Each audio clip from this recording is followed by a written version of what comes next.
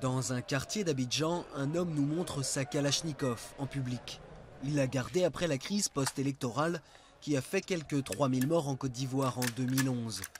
Comme lui et les plus jeunes qui l'entourent, beaucoup d'ex-combattants ont conservé leurs armes de guerre. On s'est engagé avec nos petits à côté, ils nous ont encouragés, ils étaient derrière nous.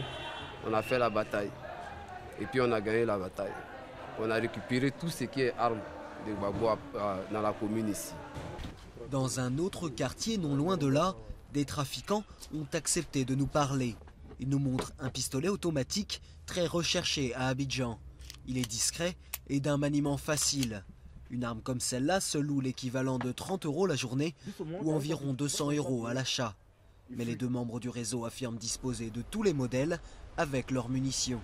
On a les P, on a la Kalash, puis il y a les 12-7, les RPG, tout ça. Ouais, on a ça. AK-47, les grenades. Ouais. Tout arsenal de guerre, quoi. On a ça. Pour consolider la paix dans le pays, le gouvernement a créé une commission nationale qui s'efforce de récupérer puis de détruire les armes en circulation illégale. Mais la tâche est lourde. Des dizaines de milliers d'armes seraient en circulation alors que le pays est théoriquement sous le coup d'un embargo de l'ONU sur les armes depuis 2004. Nous sortons d'une crise. Les armes ont été distribuées. Beaucoup de personnes en ont ramassé sur les lieux d'opération ou de guerre. Tout le monde a pu s'en acquérir. Et aujourd'hui, nous demandons à ces personnes qui détiennent ces armes de manière illégale de les déposer. Nous les sensibilisons pour qu'elles viennent les déposer de manière volontaire. Face à ce grand chantier, l'ONU apporte son soutien à l'État ivoirien. Quelques milliers d'armes ont été récupérées. Elles ne sont pas rachetées pour éviter la création d'un marché.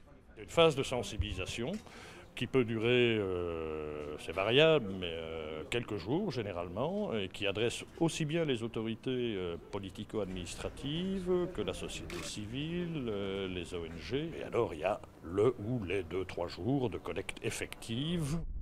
Mais ces efforts sont minimes face à la quantité d'armes en circulation à Abidjan et à l'intérieur du pays. L'ONU recommande maintenant à l'État ivoirien de mettre en place une politique nationale.